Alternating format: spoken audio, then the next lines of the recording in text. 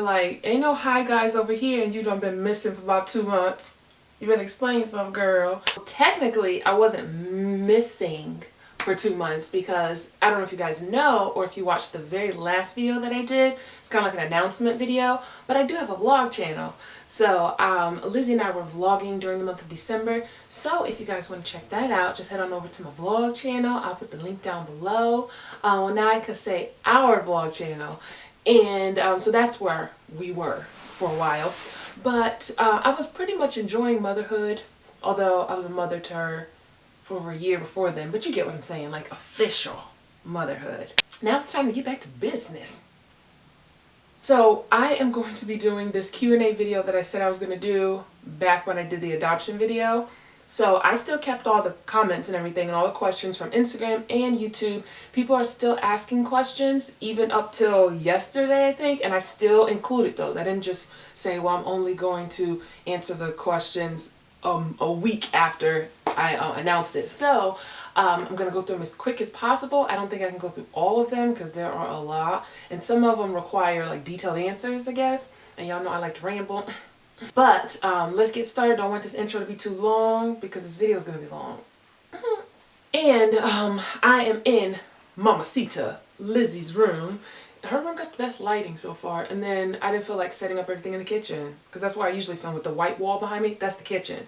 And I ain't got time for that. Oh, but of course, your girl still wants to ramble. So one more thing. You're actually going to get 4 videos today. It's going to be like happy birthday, Merry Christmas, Happy New Year, I'm sorry for being gone so long. Like, that's what your 4 videos for. It's going to be this video, the Q&A. It is going to be, the next video is going to be about my teeth. And then I'm going to do a video on Lizzie's room. And then I am going to do a video on like a DIY project that I did for her. And if you guys, like I said, if you guys follow my vlog or if you follow me on Instagram, you would know that I redid Lizzie's room, her entire room, like painting and sanding furniture and priming and painting that furniture and breaking down furniture and building up furniture. I have that video coming up for you guys. We're gonna get all of them today. Happy New Year. Playing around and let's get to these questions. You would think I would have had this pulled up by now. What a shame. The girl is slacking in these streets. Now, I'm not gonna pronounce names because I tried that in a Q&A before and like completely butchered it. So I'm just gonna put the names right here. The first one is congratulations. So happy for you both. But I'm just curious, do you think that you will foster again in the future? And the answer is yes and no. I don't know, like that. It's like you gotta catch me on a certain day, like whatever day it is depends on the answer, because there's some days where I'm like, yes, I want to do this again, I want to help more children, this is awesome. And then there's some days where it's like, chill, it needs to just be you and Lizzie.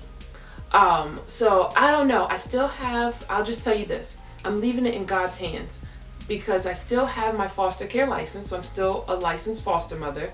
I'm just waiting. If God wants another child to come into my home, then a child will come into my home. But if God does not want a child to come into my home and he just wants it to be me and Lizzie, then I'll never get a call again. So I'm just leaving it like that. I'm not closing the idea, but I'm not like craving the idea. It's kind of weird. Like the other day, maybe like a week or 2 ago, I said that I wanted to give Lizzie a little sister, like on my vlog channel. And that would be awesome. But I'm not rushing the idea. You know, I like that one-on-one time with me and Lizzie. That's my BFF. Is this your first time adopting? And you have only been a foster mother prior. I guess she means, have you only been a foster mother prior?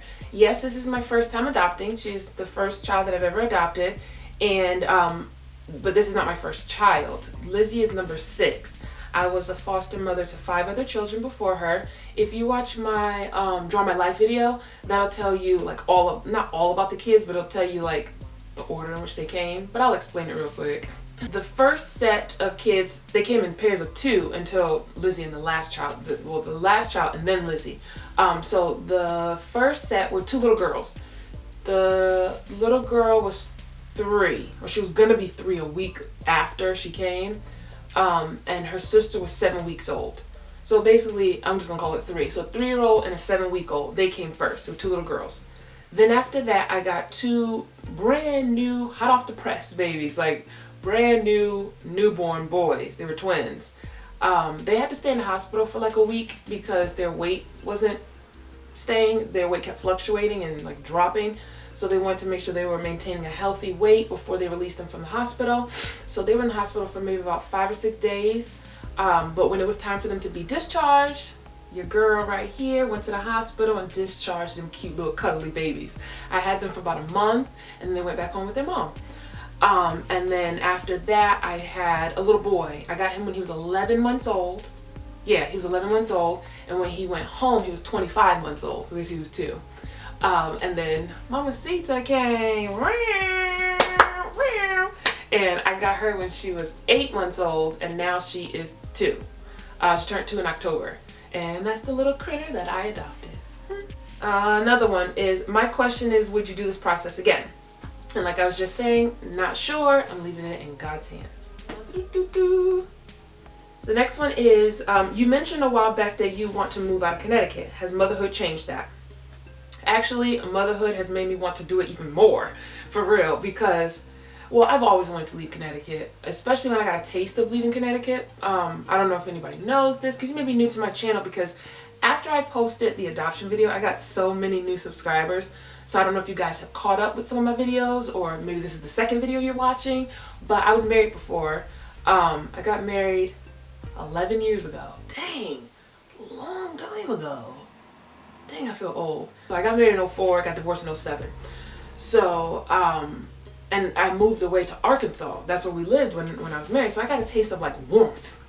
Although Arkansas can get cold. They have their little few ice storms where the whole state shut down. You just have just a little slick of ice or a little drizzle snow. The whole freaking state shuts down. It's comical. It's hilarious, but it's cute though. But it was mainly warm down there, and I got a taste of the goodness. But I'm not moving back to Arkansas. I want to move to Nevada.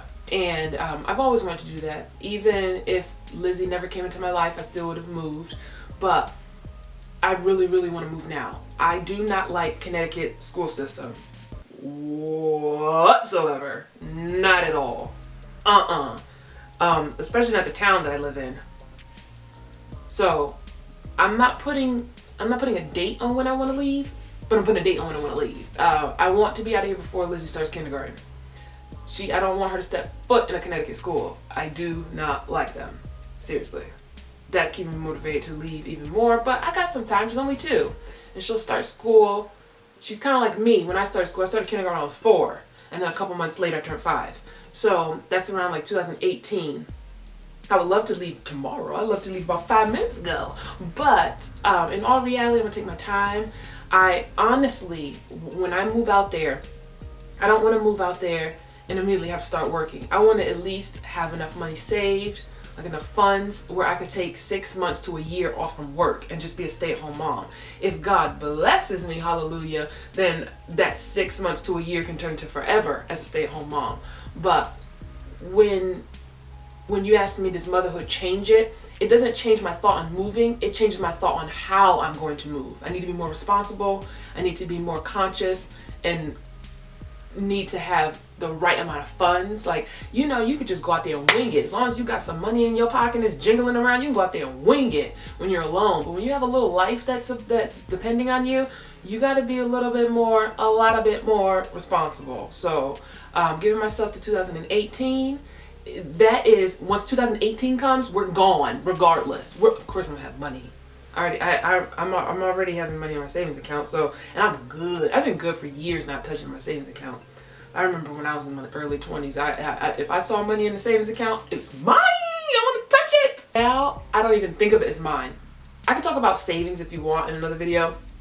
It's all about changing your thought process. You have to look at that money in your savings account as not yours. Then you don't touch it. That takes some time. It's not that easy. It's easier said than done, but that's the way I do it. I look at that money in my savings account as not mine. Therefore, I don't touch it. I don't even think about it. If God makes it where we could leave next year, then we'll leave next year.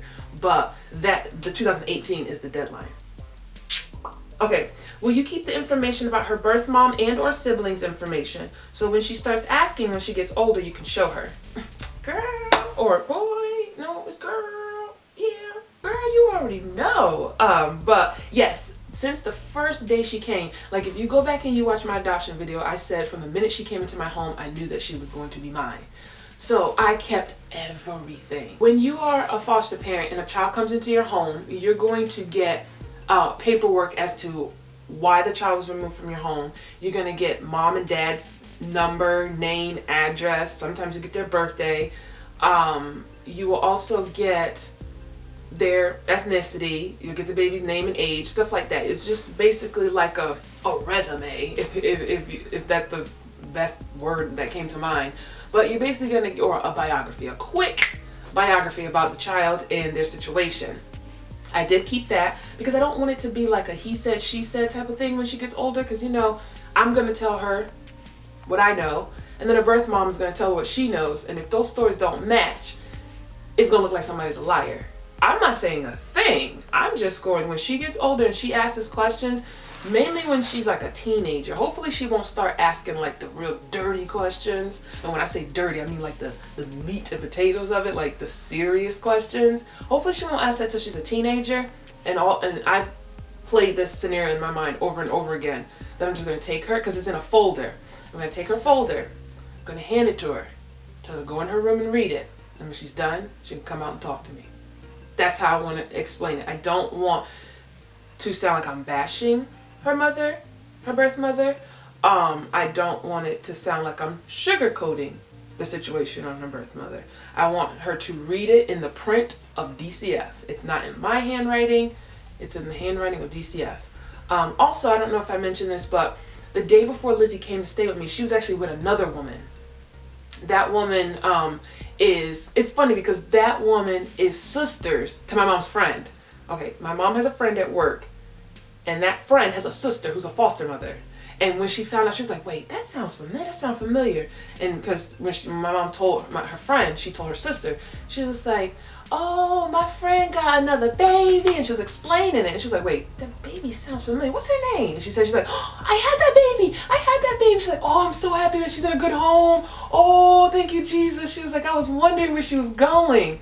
Because, and I know you're like, well, why did they remove her from her? It's because she's not a permanent foster mother, I guess you want to say. She's a respite home. And a respite home is because they don't remove kids from a home during the hours of 9 to 5, Monday through Friday. They can remove a kid in the middle of the night, 1 o'clock in the morning on a Sunday, or 2 o'clock in the afternoon on a Wednesday. There is no, or 10 o'clock at night on a Friday. Like, there are no set times on when a child is removed. So they need to have respite homes available. They're like emergency placements. We need to call you. We just need this kid in your home for the night, and we will find a permanent home tomorrow. And so that's what they did with Lizzie. And so that was cool. So I have that letter. That woman wrote me a long letter about Lizzie, like, she eats this, she can't do this, she doesn't know how to do this, she's really cute, she's really kind, and she's really quiet or whatever. So she basically gave me a synopsis on her, and I kept that letter. There were letters that her birth mother wrote to me on like a back of like a cardboard. I kept that. There was a Christmas card her birth mother gave, kept that. A birthday card her birth mother gave, kept that. There was a couple of letters. There were 2 letters that her birth mom gave. I kept that. I kept everything. I kept the good, positive things, and I kept the nasty, ugly court documents. She's gonna get it all. As far as siblings, I tried to reach out to siblings. Lizzie has 1 sister and 2 brothers. Yeah, I tried to reach out. They didn't reach back. I guess, I don't know if those children know they're adopted. I take it back. I know at least one of them know they're adopted. But I don't know if they're trying to close that chapter. I don't know if knowing the past is too hard for those children, so they want to close it, and maybe that's why they haven't reached out. But I did stick my hand out, and I will continue to put my hand out. I even have the names of those women that have adopted those children, so I kept that. So later Lizzie can Google those women and find her brother and sister. So I've done that. I kept everything for her. I'm not hiding anything. I'm not saying, oh, you're not knowing about that. What are you talking about? You with me now. No, that's not how it is, because I wasn't raised by my father. I was raised by my mother, and although my dad wasn't a good person, but no matter how bad or good you think your parent is, or how good or bad they actually are, you still crave to get to know them. And even with me knowing my father and the things that went down, and I still crave to get to know him when I got older. When I went off to college, I craved to talk to him, get to know him and stuff like that. So he still didn't change, and then later on he passed away, but at least I got to talk to him again before he passed away. It was a few years before. Like, I had talked to him, and then 5 years later he passed away. But at least I got to, as an older kid, like as an adult, I got to talk to him. And I want her to have that, because she's going to crave her birth mother, and she's going to want to talk to her. And I don't want her to go her life never speaking to her, never communicating with her, and then God forbid the woman passes away and she never got to talk to her. You know what I'm saying? I can't do that to her. Yeah, that's a rambly answer, but you got it. How did your family take to Lizzie in the beginning? Was it difficult? Oh, so you asking me more than one question, girl. You be greedy. And was it difficult dating while you had foster children in your home? And did you ever want to get pregnant and have a biological child? And did you face issues with the community because you are African American and she isn't? Dang, you asking all these questions. I feel like I'm taking a test. No, but I love your questions. Wait, let me make sure I get the first one. Okay, the first one. How was it for your family to take Lizzie? I don't know what you mean. I think I kind of do.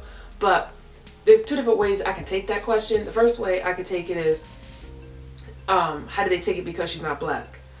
And then the second way I could take it is, how did they take it because she's not biologically mine? So how did they feel accepting a non-biological child into the family? So I'll answer it kind of both ways, because I don't really know how you're asking it.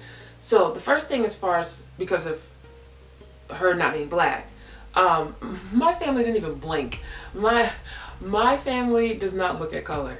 Number one, my grandma, it started off with my grandma. She's biracial, so the mixedness started right there. And then as far as like having like other relatives that are non-black in my family, I have a Filipino aunt, or a Filipina aunt. I have an Italian brother-in-law.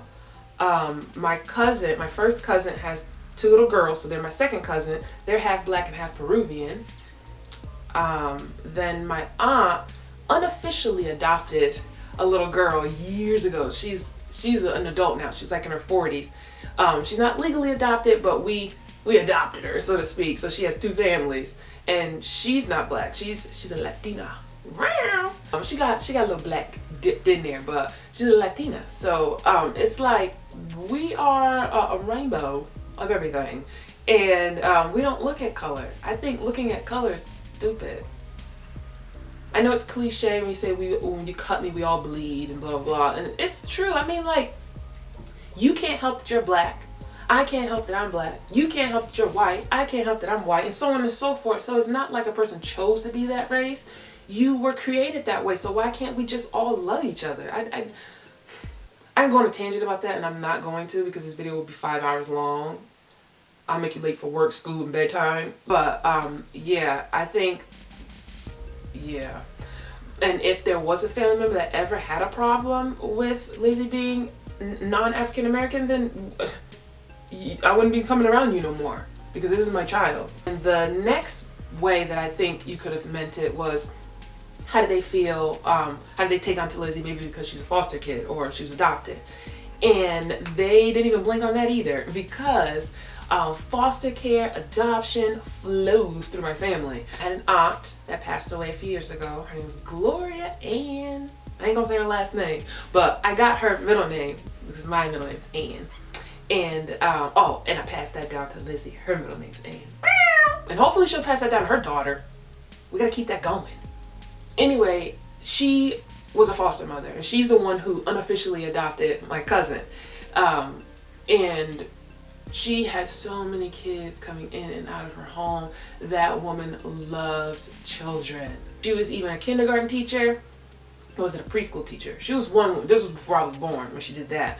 But then while I was alive and born and everything, she was a daycare teacher. She had daycare open in her home. She was a foster parent. The kids was always around. And she never wanted no one to call her Gloria or Miss Gloria. No, you call her Mama. Don't matter if I just met you 5 minutes ago. My name's Mama. That was my girl, and she never legally adopted anybody. She just was a foster mother. Then I have an Aunt Maxine. She watches my videos. Hey, Aunt Maxine. She was a foster mother as well, and she liked it to foster boys. And so, I don't know how many boys she had in her home, but she had quite a few coming in and out. And she fostered kids of all different ages. Like, I remember she had kids as little as like 5 in her home, maybe a 3-year-old, but I know 5 for a fact. And then I remember her having like a 16-year-old in her home at one time, but he was there for a short time, I think.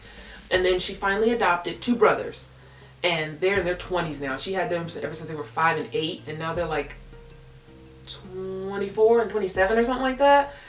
So she adopted them many years ago. And then I have another aunt that did not do foster care, but she flat out did an adoption, a private adoption. Those cousins that are in my family, I don't say, oh, that's my adopted cousin. No, those are my cousins. We don't blink at stuff like that. Because if you're doing it for the right reasons, you're not gonna blink at it. You're not gonna think twice about it, you know? That's how my family is. Like, we may be goofy, and some of us may be a little loud, but we are very welcoming and very opening, you know, and understanding. So that's just how it is over here. That's how I want to raise Lizzie. I don't want Lizzie to see race or color. Like, I want her to acknowledge it. And that's another thing. Like, when people say I don't see color, it's not like we're walking around blind. Like, oh, I don't know what color you are. Are you purple? It's not like that. It's not walking not with the naivete or being gullible or stupid. Like, color doesn't exist. We don't walk like color doesn't exist. We walk around like color should not matter to the type of person you are, or for me to get to know you, or for me to be in a relationship with you. It should not matter. That's how we look at it. We don't look at it like, oh, we're all blue, we're all pink. No, that's stupid. We don't think like that. At least I don't. That's dumb. Another one is, do you think you'll adopt again? I already answered that. The next one is, are you going to continue to be a foster parent? Already answered that. The next one is, I do have a question. Does it cost anything when you actually start the adoption process? Well, if you're doing it domestically, like through an agency, or if you are going overseas to another country and doing it, the cost could be ridiculous. But if you are adopting through foster care, anybody can afford it, and I'll tell you why.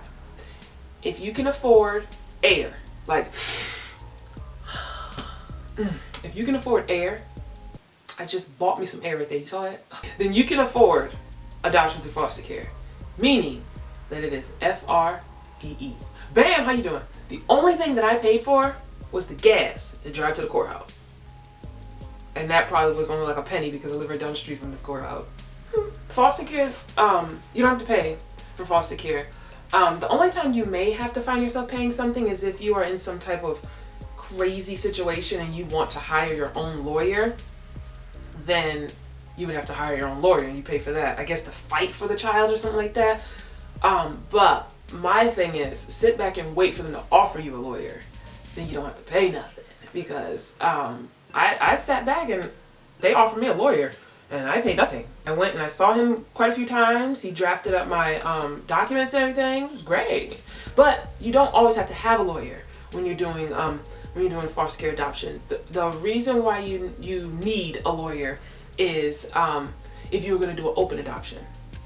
And I don't think I mentioned this in that other video, but Lizzie and I and her birth mother do have an open adoption agreement. There are some stipulations, there are some regulations, there are some clauses up in that piece, because it should be. It's open to an extent. Like, we don't have Sunday meals together. She doesn't go on vacation with us. We don't go to her house for sleepovers. It's nothing like that. But it's like once a year. And we haven't done it yet because Lizzie's just been adopted. And then it's letters and pictures and stuff like that. But there's certain things that she has to follow or the open adoption goes away. So, yeah. So that's when you need a lawyer, because they have to draft up the legal documentation. And that thing is long. I thought it was just a simple, like, one little letter, like a cover sheet to a resume. Dang, that thing is like 17 pages long with all these mumbo jumbo words. And it feels like it's like, I don't know about legal talk, but legal talk sounds like it's like talks in circles. I'm like, okay, can you just explain this to me? Because I'm tired of reading all these pages where you keep saying the exact same thing in this paragraph, and on the next 10 pages down the road, you said the exact same thing you said there, but you worded it different. And I feel like I'm reading in circles. I felt like I was reading a riddle. I'm glad I'm not a lawyer. It'll give me a headache. But I think Lizzie might be one because she likes to argue all the time. She likes to prove her case, and she introduces herself as Lizzie Holden. So I guess she's gonna be a Lizzie Holden, attorney at law. Get it, girl. Okay, do you want any more kids? And if so, are you going to adopt or have one? I already answered that, but no, I didn't answer the second part when it says, what the heck? And it says, am I gonna, oh man, I lost all the questions. See, your girl's making a mistake. Okay, it's saying, am I gonna have one? Okay, unless I do some artificial insemination type situation, not artificial insemination, but like sperm donor situation, you need a mate, a partner, a responsible, loving partner to do that. I'm just not gonna go find no Joe Schmo off the street and be like, yo, you wanna make a kid? And then I'm not doing that with anybody I'm just in a relationship with. Like, I'm serious with making a child with someone. You're stuck with them for the rest of your life. On a serious note, I was married before and then we didn't make no kid. And then I even had 2 boyfriends that wanted to have children with me. And I'm like, I love you, but do I love you that much? Because it's serious. Some people just be bringing children in the world with people all willy-nilly style, and then they get pissed when the relationship don't work. And then they go, oh, I got this baby daddy, and oh Lord, my baby mama getting on my nerve. Well, you should have thought about that before you had the kid with them. Okay? I'm not just gonna be popping out kids just to be like, I'm gonna have one. I'm gonna have a baby bump. I'm like, it's not that serious. Was or is the adoption an open one? I remember you talking about having a visit with the birth mom. And yes, the adoption is open. I did meet her birth mom once. And girl, I was petrified. Because you know, when you read stories about people, you make your own like scenario or perception about that person. And when you meet them, they're totally different. I don't know if it was totally different because of the situation that we were in. So people had to behave in that cordial. But I know her. I don't know her. But I know her. Like kind of thing like that. It's weird because my mom knows who she is. But of course I Googled her. See, that's the thing. You don't want to have no young foster parent because we go on social media. And I found her. And so I knew what she looked like. I showed a picture to my mom. My mom's like, I know that girl. And then when I kept staring at the picture, I was like, we went to school together. I remember her and this other girl that looked almost alike. And they always dressed like tomboys. I was like, we went to school together. She was like a year behind me. I was like, yeah, I remember her. And it's funny because if I was to go all the way back in time, like in like a time lapse, to look at that girl walking down the street with her, not down the street, but down the hall with her best friend, to look at her and be like, in like a decade from now, a decade or so from now, no, more than a decade from now, I'm gonna be adopting your daughter. It's so weird. Like, we went to school together, but I kind of remember her, like in passing. She didn't remember me because she never said anything. And I was even nervous because just like people on social media, like, why you adopt a white child, or you didn't adopt a black child and stuff like that. So I felt nervous on that, saying that when she met me, oh, this black girl, oh no, remove my child from this home with this black lady touching my baby, kind of thing like that. But I live in a very mixed town where it's not really like that. Maybe a few years ago it may have been like that, but no, she's not like that, not at all. And so she didn't care. She didn't even blink when she saw that I was black. I was like, that was my biggest fear, was that she was gonna look at me and be like, oh, this girl is black, get my daughter out of there. But no, she didn't even blink. And then they told me that when she went to the court, because she wasn't at the court when we did our adoption, but when she had the termination of rights court date, I wasn't there. She was there, of course. They said she was on the stand and she sung my praises, that she's so happy that Lizzie's gonna be with me. And I was like, oh my gosh, that's crazy. That's awesome. This one's kind of like the previous one. It says, you said that her birth mother lived in the same town as you and you were being extra careful not to show her or talk about the baby. Is the situation still the same? How did you get the opportunity to legally adopt her now, as well as change her last name to yours? The first question was, you were asking about the same town. It wasn't so, at first I was nervous about the same town because I never met her. So I didn't know how she was going to act. And stuff like that. Is she gonna run up to me and get all loud where I have to call the cops and stuff like that if we met in public? Not met in public, but if we ran into each other in public. Because when I had my foster son, I didn't know what his birth mom looked like, because she didn't have social media, and if she did, it wasn't her real name. You know, people nowadays don't use their real name on social media accounts, so I couldn't find her. So I didn't know what she looked like, but she knew what her child looked like. So she could be at a store and look over there and see her child and run up at me. And I don't know who she is, but with Lizzie's birth mother, I knew what she looked like. So if I saw her coming, I could like prepare myself, whatever. But once I met her, I didn't care about that, about living in the same town as her. It was more, I didn't want to jeopardize the adoption process with showing her face. I didn't want someone to be like, oh, you shouldn't show her face because she's not legally your child, I'm telling, and stupid stuff. Like, you know, people would be like just hating. That was the main thing why I kept her off of social media until she was legally mine. Now her mother doesn't live in our town. So ain't gotta worry about that. And then I'm not even worried because we have an open adoption. So if she stays appropriate and everything is the way it is, then she's gonna be in my life for the rest of my life. And I'm not gonna say for the next 18 years. I hate that saying. Well, I'm gonna take care of my child for the next 18 years. What are you talking about? What is this, the military or something like that? No, that is your child until either you die or that child dies, whichever comes first. There's no 18 years and you're done. What? I'm 33 years old and I'm still in my mom's life. She's still in my life. It's like, what? Huh? Wait, what? No. Lizzie's in my life, her birth mother's in my life, until either one of us three pass away. How long after you received your license did you get your first placement? And how long have you been a foster or adoptive mother? I'll answer the second question first because that's quick. I've been a foster mother for 5 years. Yeah, like 5 years. Yeah, something like that. Yeah, it's 5. I don't want to say 6 because I don't think it's 6 yet. So that's the answer for that one. And then as far as how long did it take, my story is a little different because I had 2 different licenses. I had a strictly adoption license, and then I had a foster license. When I was licensed, they put me in the adoption category because they knew that eventually I was going to adopt a child.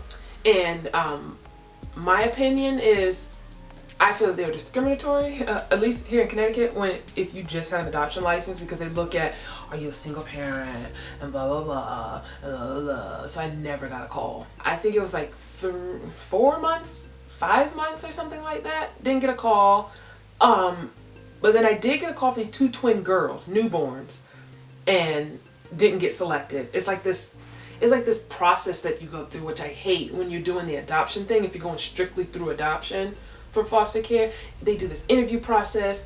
Then it's almost like a competition where there's other applicants and you get chosen. It's like, whatever. So I called them and said, no, you got to take this license away from me. I want a foster care license. And they said, okay, but I have to tell everybody this. You do realize that when a child comes into your home, they don't always stay, so you're going to lose some children. I said, I'm fine with that. I want to help kids. I did that, and maybe a month later I got a call. There was no like contest. I don't want to call it a contest or like this little like competition elimination round. I hated that. Like, you had so many parents up for this, and then they pick the best parent that's suitable. Okay, so you real strict on that, but you're not strict on being a foster parent? Like, you call me, if I say, yeah, I'll take the child, you give me the child, is that quick? Is that easy? But if I said I want to adopt them, I gotta go through this whole long spiel. And then when the child is in your home and it's time for adoption, oh, now you let me adopt them? Well, yeah, because they've been with you for a long time. There's a lot of like crazy things that go into foster care that makes you just scratch your head, and then you just have to stop thinking about it because you feel like you're losing brain cells. So to answer your question, it probably would have only taken me less than a month if I didn't have the adoption license first. Now in Connecticut, there is no adoption license versus a foster care license. It's called a resource home license. So that's it. It's just one license and that's it. My husband and I are thinking about adoption / fostering when we finally get on our feet. Is it extremely hard to get qualified? No, it's not hard to get qualified. It's like, if you are a good person, if you have a clean past, a good heart, it's not hard to get qualified. Now, if you're this person that got this dark, deep past, you got a lot of like criminal background, you on paper, you know, you got a little history, there might be a little problem right there. If you don't have a job, if you do drugs, if you're crazy, yeah, it's gonna be hard. You are an honest, hardworking citizen. You take care of yourself. You ain't gotta be rich, because I ain't rich, because if I was rich, woo, But no, you have to be able to financially take care of yourself. You can't be like struggling. I don't know if you can be on government assistance, like if you like on Section 8 and stuff like that. But I feel like if you are on that, you shouldn't be bringing another child into the home, whether it's biologically or through foster care, because you are at a place where you're kind of struggling to survive. Why would you bring another person into your life to struggle with you, and it's gonna make your struggle even harder because now you gotta feed that child, kind of thing like that. But I don't know if they discriminate against that though. I don't know. But you do have to be financially stable to take care of yourself. It's not like, well, I can take care of myself, but how am I gonna feed 2 children? They do financially help you with that when a foster child comes into your home. That's why they just want to make sure that you can financially take care of yourself, because they're not giving you money to take care of yourself, to take care of you. They're giving you money to take care of that child while they're with you as a foster child. So it's not hard. Just be an honest, clean person. And I don't mean clean like taking a bath, but you should be taking a bath. But I mean like your past is clean, because you're going to get fingerprinted. They're going to run an FBI check on you. They're going to run like a government check on you.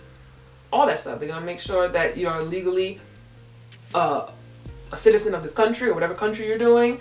They're going to make sure that you ain't got nothing crazy following you or after you or nothing like that. You're not a polygamist.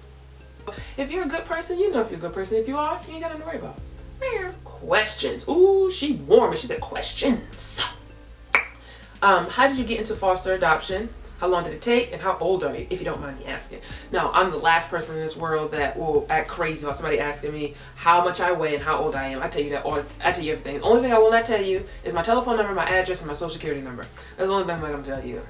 Other than that, I tell you anything you want to know. I kind of answered this a little bit ago, but it's in my family. That's all that we did, but that's what I saw. I saw adults loving children that wasn't theirs, helping others when they needed help. So I grew up in that. It's kind of like if you grew up in a negative environment, your chances of having a negative life is high. It's higher, not guaranteed, but it's higher. But also if you were growing up in a positive home, your chances of having a positive life is higher. That's not guaranteed either. But so I saw fostering and adopting in my family, so it became part of who I was. It became a part of my blood. So there was no question, there was no doubt, there was no, aha, I have an epiphany, I want to be a foster parent. No, it was just like, okay, I'm taking care of myself, I'm of age, sign me up, I'm ready. How long did it take? The process, like, not what happens after your license, because I just explained that, but the process of getting up to that point takes about 4 to 5 months. You have to go through classes, like a 10-week class, and then they have the home study. They come out and they interview you. If you're married, they interview your spouse. If you got children, they interview your children. But it was just me, so they interviewed me twice. Yeah, it was 2 times, because there was more questions she had to ask me. That's why she came the second time. But they look through your home and all that good stuff. So that takes about 5 months from the day you walk into the orientation until the day you get your certificate or your license. That's about a good 4 to 5 months. I will put a link down below on my adoption video that's like 41 minutes long. This one's probably longer, so if you can stand through this one, you can stand through that one. I'll link that down below, and that explains the whole process and what adoption is and blah blah blah blah blah blah. And how old are you? I am 33 years old. I'll be 34 in October. I don't look it. One person at my job said that they thought I was 23 years old. I was like, you know what? You are my best friend. Okay, my gosh, this is so long. I thought I was almost done. Was the adoption expensive? If you can't afford free, then it's expensive. But if you can afford free, and if you look around right now and you can find a penny on your floor, you got more money. You got more than enough money to adopt through foster care. Hollering about that color. Did you always want to adopt a child? Yep. I keep exiting out of this screen. I'm going crazy. I'm losing my mind. My question for you is, how many foster children have you had, and what ages did you have? Well, I kind of answered that one already too. Maybe I should have read these before, then I would have had them all in order. But yeah, I had 6 children. The first ones was 3 years old and 7 weeks. The second 2 were like 5 days old. And then the next one, he was 11 months old when he came. And then the last one, which is Lizzie, she was 8 months old when she came. So I had 6 altogether. This is beautiful. I have been looking into fostering and adoption. What would you say was the hardest part of being a foster parent? The hardest part of being a foster parent is hearing the sad stories as to why the children have been removed, and then seeing them go home. Not seeing them go home because, oh, they're going back home to a terrible situation, because sometimes they do. But it's you've built this bond with a child, and now they're leaving. So you get sad because you miss them. And then not only that, it's like all the children that I've had, well, minus the 2 newborns, because of course they're not going to do anything. All they know how to do is eat, poop, and sleep. But the other children that I had, it was like they came not knowing how to do anything. They were like severely behind, like developmentally delayed. They didn't have developmental, or they didn't have like mental retardation or had a learning disability. They were just delayed. Like they weren't being nurtured and taught anything. So they were extremely delayed. And then you see this seed blossom into a beautiful rose. And then you see what you did. And it's like it's a wonderful feeling, a great accomplishment. And then you feel so proud of them because now they can walk and talk, and they know how to read letters, and they know their colors. When you bought them,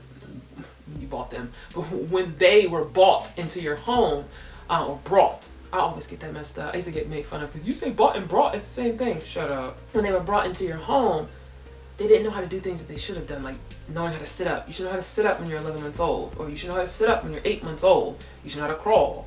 Things like that. You should know how to be talking certain words, even if it's just baba, dada, and mama. Like, but you're not saying anything, you're not moving, all you're doing is eating and sleeping and crying. So it's stuff like that, and then they grow up and they're like a little person now. It's like, whoa, and all this personality, and you're so smart, and then they go away, and then you get sad. But if you're doing it for the right reasons, and if you have a big heart, you're gonna be okay. You'll cry, you'll be sad, but then you'll be happy that I gave them a good head start in life. If they weren't put in this situation, maybe they'll still be sitting in a corner not talking, or like rocking somewhere, or not knowing anything. But you helped them, and now they got a better head start on life, and they'll carry that with them because now you've given them that taste for learning. So when they go back home, and if learning is not kept up, at least they'll crave it. They'll be the kid in the corner reading the book instead of the kid in the corner rocking and picking their nose. You know what I'm saying? So that's what makes me feel good about it. But you do get sad when they leave, and you will cry. And if you say that you didn't, you have no heart. I think that is it for that. And then there were questions from Instagram, because those were YouTube questions. Let me go through these real quick if I can. Oh wait, let me go back. Somebody said something about dating. I skipped right over that real quick. I never dated anyone while I was actively a foster parent. The last person I was in a relationship was with Corey. You guys know that was Honey Bunches of Oats. Yeah. And we dated, and of course I was a foster parent on paper, but I didn't have a child in my home. So I never got to experience that like full time. But when it was time to experience that, the relationship ended because it was just not a supportive situation. And I don't put a man before my child, even if it's just my foster child. Because some of these kids come in situations where the mother is putting a man above their child, whether the man is abusive or whether the man is just a deadbeat or whatever, and they put that person above their child. Now, of course, Corey was not abusive to me, but he wasn't supportive. So what am I going to stay in a relationship with a person that's not supportive, and I have a kid in the home and then he's not supportive of that, but he still want to be with me? So I'm like, well, I still want him and I just won't bring him around the kid. No, no, it has to be 100% or it's going to be 0%. So I've never actively dated anyone while I had a child in my home, and I'm actually petrified to date now because I am super overly protective of Lizzie. I hear these horror stories where men rape their girlfriends' kids, beat their kids, kill their kids. I don't have time for that. No, I'll probably be single for the rest of my life. I don't care. But if God says, no, you're not going to be single for the rest of your life, Kim, I have somebody for you, well then, he comes when he comes. But I'm not going to be looking for nobody. I feel there's more to life than trying to be up under a man. I got other things to do. How you doing? Fine. Yeah, I get that from Lizzie. Because when I be like, oh, how you doing? It don't matter what she's doing. She could be over playing with her toys. And I be talking to my mom. I'm like, ooh, holla, how you doing? She will stop what she's doing. She goes, fine. That's what I get that from. So, how you doing? Fine. What is the best advice you can give someone who is overweight and struggling to not only lose it, but to find the inspiration to do so? I feel like you can't beat yourself over the head, and you have to take one day at a time. If you start your weight loss on a Monday, and by Wednesday you've already failed, meaning you ate something fatty or bad, don't be like, oh, I lost. Get back up and keep on running that race. Dang, like it's just like running a race and you trip on the floor. Are you gonna stop and just go right back over to the bleachers? No, you are going to stand up, dust yourself off. If you're bleeding, you'll get a Band-Aid and you will keep on going. That's how a lot of people don't lose weight, is because they quit. We all have setbacks. We all fail at something in life, but you cannot give up. Just get back up and keep going. It may take you a little bit longer, but you will get there. You didn't get overweight overnight. You're not going to get thin overnight. If there's something that you just crave so much that you just, girl, I can't get rid of my coffee, or I can't get rid of my morning bagel, or I can't get rid of my cake, I can't get rid of my ice cream, like whatever it is on my pizza. Superman gonna bring me my pizza? That's an inside joke. If you want to know what that means, you gotta watch my vlog channel. Shameless plug. How you doing? Fine. Lower the portions. So if something is just calling your name, just lower the portions. Don't say, well, I'm not eating ice cream anymore. I'm not eating pizza anymore. Because what will happen is you are signing yourself up for failure. Especially now, if you are a strong-willed person and say, no, I can cut cold turkey. I used to smoke for 10, 15, 20 years. And I cut cold turkey one day. There are people who can cut cold turkey, smoking, drinking, eating fat foods. But there are some people, you special. Because a lot of people can't do that. So I say, don't cut it out. Just cut it down. And then eventually, once you see that you losing that weight and you fit into them clothes in the back of your closet, you will look at me like, you know what? I'm feeling good. I don't need that ice cream today. Instead of saying, I can't have that ice cream today. No, you want to say you don't want it, not I can't have it. Because when you feel like you can't have something, it makes you want it more. Just like a little kid. When you tell a kid not to touch the stove, you ain't supposed to touch that stove. What are they going to do? They're going to want to go touch it. Don't tell yourself that you can't have something unless it's health reasons. Like if you're a diabetic, you shouldn't be wanting to be eating cake all day. You get what I'm saying? Just limit it down, have smaller portions, and then eventually you won't crave it anymore. That's the best thing that I can say. There I go, my long-winded answers again. But y'all love it though. Y'all love me. How you doing? Fine.